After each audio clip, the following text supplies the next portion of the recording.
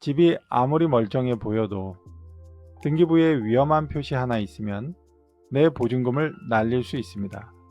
문제는 이걸 계약하고 나서 아는 경우가 많다는 겁니다. 실제로 집은 너무 마음에 들었는데 등기부에 적힌 생소한 단어 하나를 지나친 일 때문에 나중에 발목 잡히는 경우가 꽤 있습니다. 그래서 오늘은 등기부에서 절대 놓치면 안 되는 것 딱 8가지에 대해 말씀드릴게요. 그리고 추가적으로 안내 말씀 하나 드릴게요. 부동산 계약을 앞두고 계약과 관련하여 문의사항 있으신 분들을 위해 무료 상담을 해드립니다. 고정 댓글을 통해 상담 요청해 주시면 순차적으로 무료 상담을 해드리겠습니다.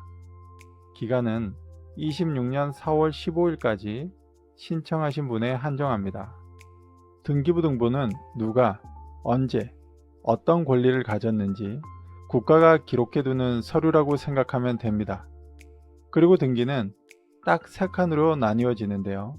표제부, 갑구, 을구 이렇게 쉽게 생각해 보세요. 표제부는 집의 정보, 갑구는 집 주인, 을구는 빚. 이 3가지만 알아도 등기부의 큰 뼈대는 잡힙니다. 그리고 등기부의 종류는 집합 건물, 토지 이렇게 3 종류가 있다는 점도 기억해 두세요. 첫 번째 표제부에 대해서 말씀드릴게요. 이 앞전에서 표제부는 집의 기본 정보라고 말씀드렸잖아요. 여기에서 번지, 동, 호수를 먼저 확인하는데요. 이거 정말 기본 같지만 의외로 문제가 발생합니다. 예를 들어서 아파트나 다세대 연립 이런 공동주택 같은 경우에 집 문 앞에 201호라고 써 있는데 등기부에는 101호로 되어 있는 겁니다. 그런데 그걸 제대로 확인하지 않고 집 문에 적힌 호수만 믿고 계약하고 전입신고까지 해버린 경우입니다. 이런 경우는 보증금 문제가 발생할 수 있어요. 그러니까 보증금 보호에 문제가 생길 수 있다는 겁니다. 따라서 등기부에 있는 주소로 계약을 하고 등기상 주소로 전입을 해야 한다는 겁니다. 두 번째도 표제부에 대해서 말씀드릴게요. 토지별도 등기. 표제부를 보다 보면 가끔 이런 표시를 발견할 수 있어요. 토지 별도 등기. 처음 보면 무슨 말인지 잘 모르죠. 집합 건물 등기 표제부에서 가끔 볼 수 있는 문구인데요. 쉽게 말하면 집합 건물 등기부 말고 토지 등기부도 따로 확인해야 할 권리가 남아 있다는 뜻이에요. 이게 왜 중요하냐면요. 집합 건물 등기만 보면 별 문제 없어 보일 수 있습니다. 그런데 땅 쪽 권리 관계를 놓치게 되면 나중에 경매에서 세입자 배당 순위가 밀려 보증금 일부를 떼일 수 있어요. 실제로 표제부에 적힌 이 문구를 놓치고 계약했다가 나중에 손해가 발생한 사례도 있습니다. 그래서 저는 이런 집을 보면 더 보수적으로 보게 됩니다. 왜냐하면 빠른 계약보다 정확하고 안전한 계약이 더 중요하니까요. 이제 갑구로 가보겠습니다. 갑하면 제일 먼저 떠오르는 단어, 갑질하다. 이런 단어 떠오르지 않으시나요? 그만큼 갑이라는 것은 누군가 힘이 있는 사람이 힘이 약한 사람을 누르는 그런 갑질이라는 단어가 떠오르게 됩니다. 이 갑구는 그 소유권, 이 힘센 소유권에 관한 내용이거든요. 이 주인과 소유권 관련 내용을 보는 칸이 이 갑구인데요. 그 갑구에 가등기라는 등기가 되어 있는 경우입니다. 가등기는 쉽게 말해 누군가 먼저 줄 서 있는 상태를 의미합니다.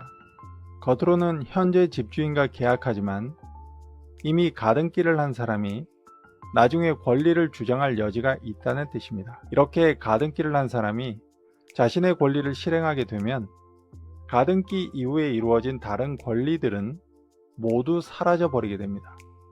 따라서 이런 집은 반드시 피하셔야 합니다. 네 번째입니다. 갑구에서 볼 수 있는 압류라는 것에 대해서 말씀드려 볼 건데요. 압류는 가장 흔한 경우로 집주인이 세금을 내지 않았을 때 국가기관이 그 부동산을 마음대로 처분하지 못하도록 묶어두는 것을 의미합니다. 압류가 보인다는 건 이미 돈 문제가 시작됐다는 뜻입니다.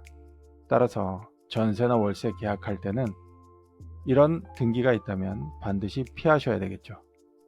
5번째입니다. 갑구에서 가압류라는 것을 볼 때가 있는데요. 이 가압류라는 것은 돈을 받을 권리가 있는 사람이 집주인이 재산을 미리 빼돌리지 못하도록 법원을 통해 임시 묶어두는 것을 말합니다. 따라서 이게 보인다면 이미 누군가와 돈 문제가 얽혀 있을 가능성이 높다는 것이죠. 그러니까 이런 집도 걸으시는 게 좋습니다. 6번째입니다. 갑구에서 볼 수 있는 가처분, 경매 개시 결정 등기, 이 두 가지에 대해서 모두 알아볼 텐데요. 우선 가처분은 법적으로 다투고 있으니 당분간 건드리지 말라는 경고의 신호로 이해하시면 됩니다. 그리고 경매 개시 결정 등기는 이미 경매 절차가 시작되고 있다, 이렇게 이해하시면 되시고요. 여기서 중요한 건 이 집은 이미 돈 문제나 분쟁이 시작된 집이구나, 이 기준만 잡으시면 된다는 거죠. 이런 등기상 복잡한 상태에 있는 집은 일반적으로 전세나 월세를 구하시는 분들이라면 피하는 게 현명합니다. 이제 을구에 오는 등기부등본상의 권리관계에 대해서 살펴볼 건데요. 을 하면 갑과는 반대로 약자 이미지가 있잖아요. 그런 것처럼 이 을구는 내 부동산을 누군가에게 담보로 맡기고 내가 을의 입장이 된다라는 것을 상상하면서 이 내용을 들으시면 훨씬 이해하기 쉽습니다. 그러면 이 을구에서 가장 많이 접하게 되는 근저당권에 대해서 한번 살펴보시죠. 이 근저당권은 쉽게 말해서 이 집을 담보로 누군가에게 돈을 빌렸다라는 뜻이에요. 대부분 은행에서 많이 근저당권을 설정을 하고 돈을 빌리게 되는데요. 그렇게 되면 쉽게 말해 은행이 먼저 이 집에 대해서 줄을 서 있다라고 생각하시면 됩니다. 여기서 중요한 건 이 근저당이 있느냐 없느냐만이 중요한 것이 아니고요. 얼마나 많이 금액이 잡혀 있느냐가 중요합니다. 나중에 집이 경매로 넘어가게 되면 이 집의 권리자가 쉽게 말하면 은행이나 이 집주인에게 돈을 빌려준 개인이나 그 근저당을 설정한 사람이 그 돈을 우선순위로 가져갈 가능성이 크기 때문이죠. 그래서 특히 전세 그리고 보증금이 큰 월세 같은 경우에는 이 부분을 정말 조심하셔야 합니다. 아파트를 예로 들면 나의 전세나 월세 보증금과 등기부에 나와 있는 채권 최고액 합계가 아파트 시세의 70% 안쪽이면 그나마 상대적으로 안전한 편입니다. 그리고 다세대, 연립, 소위 말해서 빌라라고 하죠. 그리고 원룸이 있는 그 원룸 건물, 다가구 건물이라고 하는데 이는 이보다 더 복잡합니다.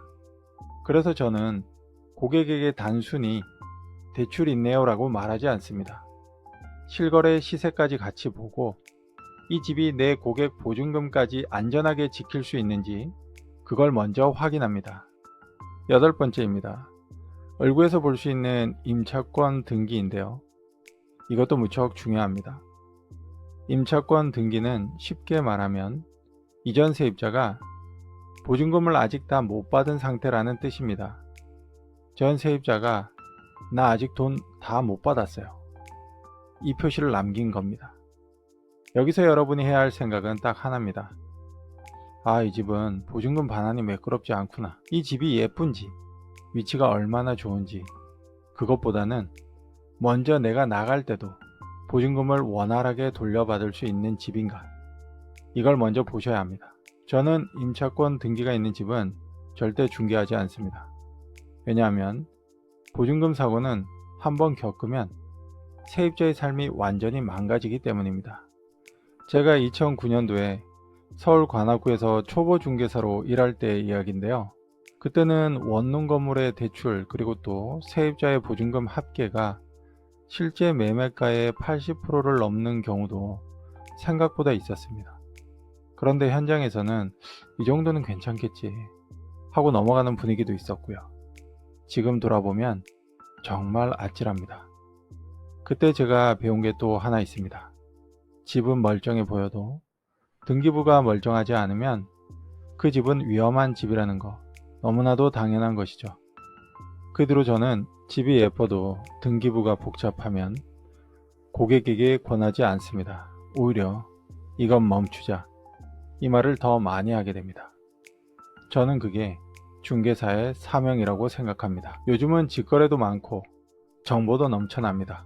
그래서 많은 분들이 이렇게 생각하십니다. 등기부만 떼어보면 되는 거 아닌가요? 중개사 끼면 다 안전한 거 아닌가요? 아닙니다. 등기부는 반드시 봐야 합니다. 그런데 등기부만 본다고 끝나는 건 아닙니다. 실제로 위험한 거래는 등기부를 안 봐서 생기는 게 아니라 등기부를 보고도 잘못된 판단을 해서 생기는 경우가 많습니다. 단순히 서류를 보여주는 사람보다 그 서류를 보고 이건 진행해도 되는지, 여기서 멈춰야 되는지 판단해 주는 사람이 중요하다는 겁니다. 등기부 등본에 기재된 내용을 믿고 거래했다가 나중에 문제가 생겨도 국가가 책임져 주지 않는다는 그런 한계도 있습니다. 그렇다면 부동산을 살 때마다 어쩔 수 없이 불안한 마음을 안고 그렇게 거래해야 될까요? 그렇지 않습니다. 공신력 없는 등기의 한계를 보완하기 위해 부동산을 사려는 분들이라면 부동산 권리보험 같은 상품을 하나의 방법으로 검토해 볼 수 있어요. 그리고 가능하면 한자리에서 오래 영업한 중개사무소를 이용하는 것도 위험을 줄이는 데 도움이 됩니다. 저는 최소 5년 이상 그 지역에 뿌리 내리고 영업한 곳이라면 주변 집주인들의 사정이나 문제 있었던 집을 상대적으로 더 많이 알고 있을 가능성이 크다고 생각합니다. 이런 것들이 여러분의 부동산 거래 위험을 조금이라도 낮춰줄 수 있습니다. 저는 중개 업무 중에서 위험한 집을 거르는 일이 가장 중요하다고 생각합니다. 특히 전세나 월세는 좋아 보이는 집에 들어가는 것보다 위험한 집을 피하는 게 더 중요합니다. 그래서 저는 고객이 마음에 들어 하는 집이어도 등기부에 위험이 도사리고 있으면 권하지 않습니다. 괜찮다고 밀어붙이는 것보다 멈추자고 말하는 게 훨씬 더 중요하다고 보기 때문입니다.